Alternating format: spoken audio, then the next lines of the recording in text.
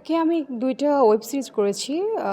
খুব আ আ বড় কোনো ক্যারেক্টারে করা হয়নি। এক্সপেরিয়েন্স এর জন্য করা হয়েছিল। সো ফাইনালি হচ্ছে আমি রিসেন্ট আমার এই কাজটার পরে আমি ২ টা ওয়েবের সাথে যুক্ত হয়েছি। আমার এখান থেকে টোটাল হচ্ছে অভিনয়টা স্টার্ট করা হবে।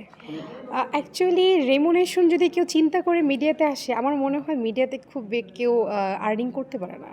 কারণ এটা হচ্ছে একটা স্ট্রাগলের ব্যাপার, একটা ভালোবাসার ব্যাপার। আর যে কাজে ভালোবাসা থাকবে সেটা থেকে মানে ওই জায়গাটা তৈরি করে তারপর আর্নিং করা হয়। তো ওই জায়গাটা এখনও মনে হয় না আমি যেতে পেরেছি। সো চেষ্টা করতেছি। আর আরেকটা কী বললেন ভাইয়া? আচ্ছা, কো-আর্টিস্ট তো কোনো সাবজেক্ট না। সাবজেক্ট হচ্ছে আমার ক্যারেক্টারের সাথে বা স্টোরির সাথে যেই কো-আর্টিস্ট এখানে থাকবে বা যাকে যাবে তার সাথেই কাজ করা হবে। কিন্তু ফিল্ম আর হচ্ছে আইটেম সং, মিউজিক ভিডিও সেক্টরগুলো একদম ডিফারেন্ট। সো একেকটা কাজ একেক রকম, একেকটার জন্য স্ট্রাগল, হার্ড ওয়ার্কিং একেক রকম। তো আমি ওয়েব সিরিজ করি ২ টা, রিলিজ হোক। তারপরে ইনশাল্লাহ আমার সব কিছু মিলিয়ে যদি বেটার আমার মনে হয় নিজে ফিট, দেন আমি নিজে থেকেই কাজটা ফিল্ম করব।